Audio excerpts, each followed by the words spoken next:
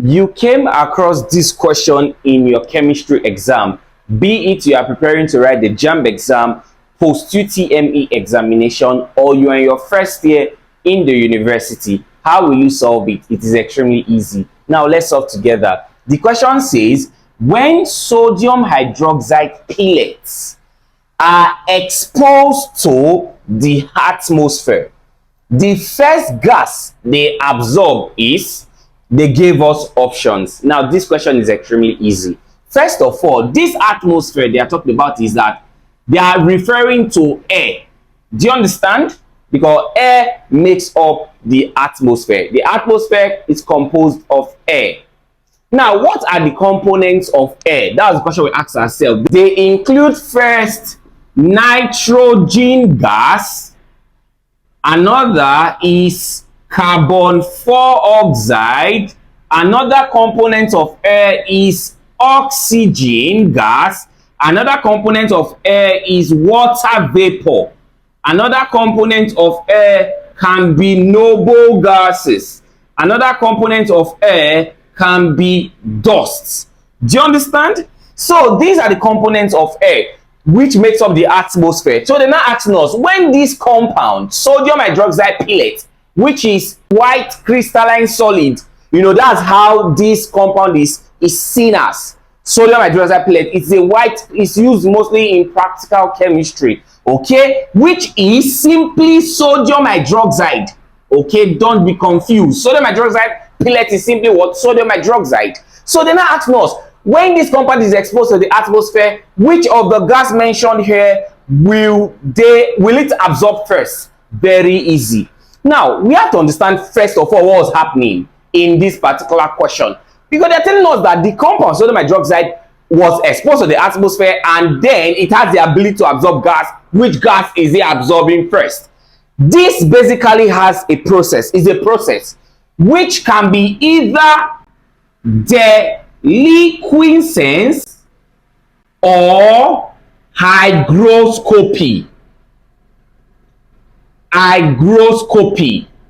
Listen, this process whereby the compound exposed to the atmosphere then absorb a particular gas, but basically absorb a particular compound, can be either deliquescence or hygroscopy. But since I saw that it was sodium hydroxide that they were talking about, I already know that it is deliquescence, because we have special group of compounds that can undergo deliquescence. They include sodium hydroxide, not just sodium hydroxide, this other compound KOH, potassium hydroxide, not just this, calcium chloride can also do this, not just this, iron, you get? So these are the possible compounds that can undergo what we call deliquescence. Now this must be noted in summary. It must be noted here that sodium hydroxide or potassium hydroxide have the ability to trap a gas which is in the atmosphere, and that gas is CO2. Please note this. The gas that sodium hydroxide or potassium hydroxide have the affinity to trap to their self is simply carbon dioxide. Are you getting me? This must be noted. It is very, very important.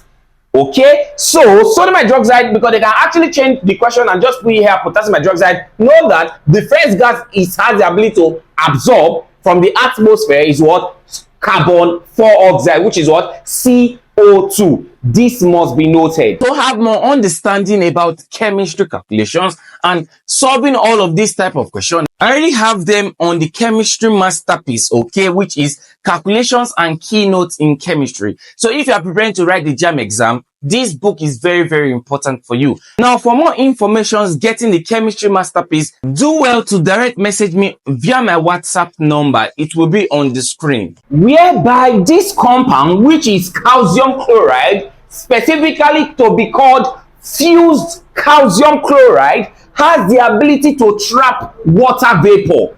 Are you getting me now? This guy has the ability to trap water vapor. So if it was fused calcium chloride, what becomes the answer? Option B. Are you following the point? It's actually very easy. And there is another which is called heated copper. Heated copper, please note this. Heated copper has the ability to trap oxygen gas. Are you following? Or absorb it? So I'm just bringing all of these things in case they just change the question in the exam, so you know exactly what to do. If you don't see heated copper, you see a compound called alkaline pyrogalol.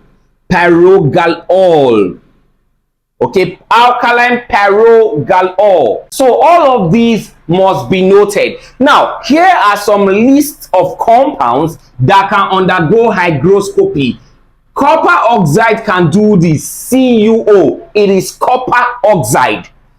Even this, which is calcium oxide, quicklime, can also do this as well.